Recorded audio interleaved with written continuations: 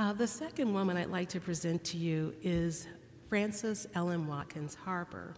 Harper lived from 1825 to 1911.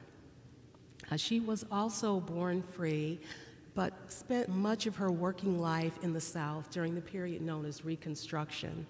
And Reconstruction, if you're not familiar with it, is a period after the Civil War, primarily the period from the late 1860s through the turn of the century, when a lot of the federal government's energies and monies went into rebuilding the South and attempting to assist the freedmen and freedwomen who'd been enslaved.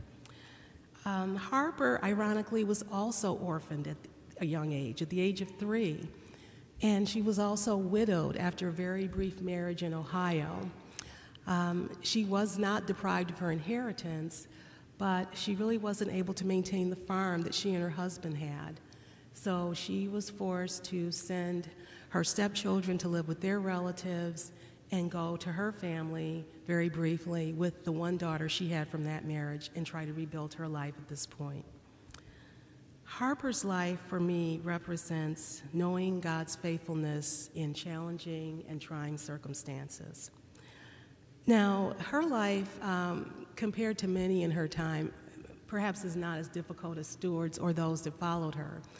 Even though she was orphaned, she was able to go to an independent school for what was then known as Negro children, and she was very well educated. And when I read this excerpt to you, I think you'll get a sense of that.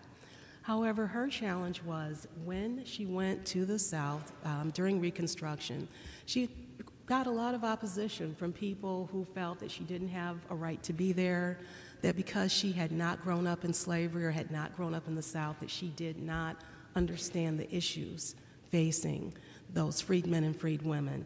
And in fact, people went so far as to say that she really wasn't a woman, that perhaps she was a man, and that she wasn't really African American, but that she had simply been painted, which is kind of incredible. But she did face that. She was, for a while before the war, she was employed by the Maine Anti-Slavery Society, and when I say Maine, I'm referring now to the state of Maine, as a traveling lecture presenter, or lecturer, you might say. She did compose all of her own lectures. She did publish poetry. She published one novel. And so there's a lot of her written legacy that we can refer back to. Just want to give you one little excerpt here. She's an interesting character because she lived really for almost all of the 19th century. And so just passing away 100 years ago, her life covers a lot of history.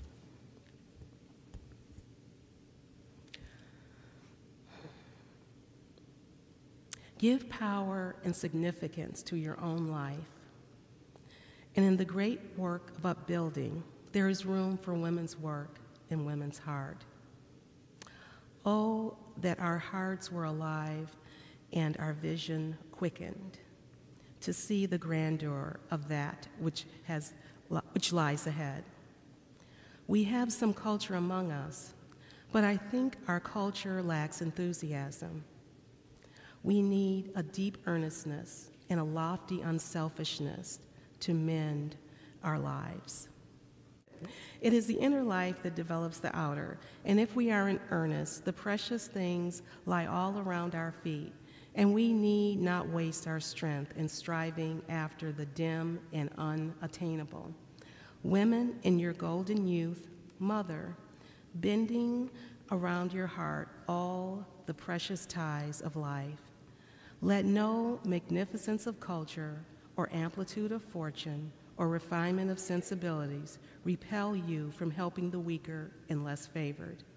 If you have simpler gifts, hold them out to larger opportunities which can benefit others. Oh, it is better to feel that the weaker and feebler in our race can be lifted and that we will cling to them than it is to isolate ourselves from them in selfish or careless unconcern, saying that there is a lying without. Inviting you to work, I do not promise you fair sailing and unclouded skies. You may meet with coolness where you expect sympathy, disappointment where you feel you were entitled to success, isolation and loneliness instead of heart, support, and cooperation. But if your lives are based and built upon these divine certitudes, which are the only enduring strength of humanity, then whatever defeat and discomfort may overshadow your plans or frustrate your schemes, for a life that is in harmony with God and sympathy for man, there is no such word as fail.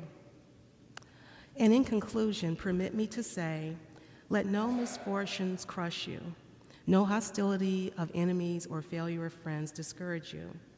Apparent failure may hold in its rough shell the gems of a success that will blossom in time and bear fruit throughout eternity. What seemed to be a failure around the cross of Calvary and in the garden has been the grandest recorded success.